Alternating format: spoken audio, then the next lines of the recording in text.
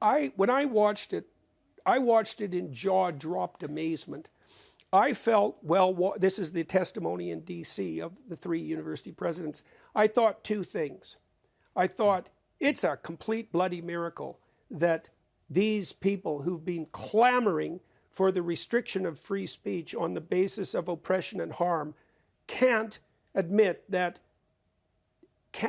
calls for the genocide of Jews, no matter how arguably tangential, don't violate these incredibly restrictive free speech codes, which they themselves have been screeching about like mad harpies for decades. So that was just a bloody miracle of blind stupidity. And it was a catastrophe, as far as I was concerned, that it characterized particularly MIT and Harvard, because those were great places.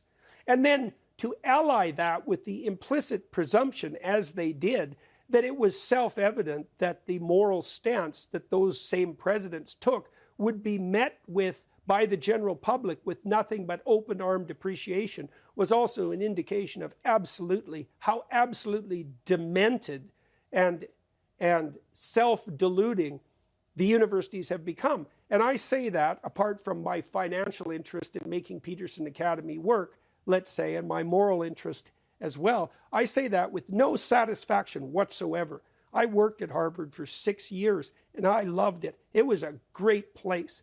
And the half-wit Pharisees, scribes, and lawyers have, wormed their way in with their ideological moralizing and devastated those institutions.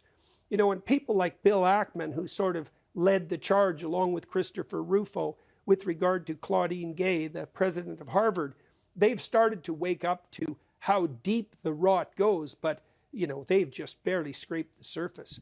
So many of our institutions of higher learning, including those devoted to the hypothetically scientific endeavor, have become corrupted to the point where replacement is likely the only possible way forward. Could Harvard find its way once again? Well, maybe if you did what Elon Musk did when he took over Twitter and fired 95% of the administrators and a fair number of the faculty. But who are you going to get to replace them?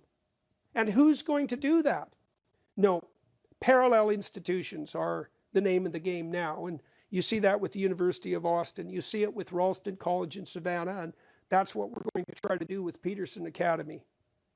All the quality at 1/20th the price. And hopefully a limited amount of ideological moralizing. We have great professors, man. We've got 30 professors who've already taped courses. So I love the ambition for this, Jordan. I've got to leave it there. I don't want to, but we've run out of time. Thank you so much for joining me. A perfect way to start Piers Morgan Uncensored for 2024. I wish you, as I said, a very happy new year. All the best with your expanding family, and I hope to catch up with you again soon. Thanks, Piers. It's always a pleasure to talk to you.